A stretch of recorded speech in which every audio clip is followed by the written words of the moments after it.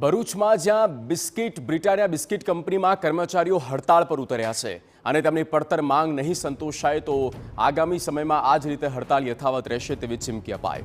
Company દ્વારા વર્ષોથી ઓરમાયુંભર્યું વર્તન કર્યું હોવાના આક્ષેપ થઈ રહ્યા છે। બ્રિટાનિયાના અન્ય યુનિટની સરખામણીએ પગાર ઓછો છે, પગાર વધારાની માંગ ન સંતોષાય તો ભૂખ હડતાળની પણ ચીમકી અપાઈ। કામદારોની હડતાળ મુદ્દે કંપની તરફથી સત્તાવાર નિવેદન નથી આવ્યું।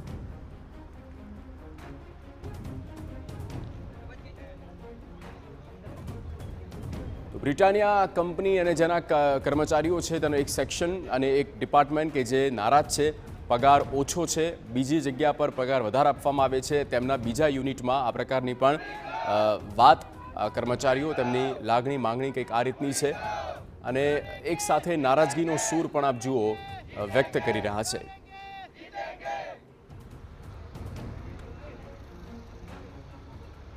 અમે 10 વર્ષથી एक लाइन 6 लाइन करी तो पण आज अमरो सेलरी 12,000 केम।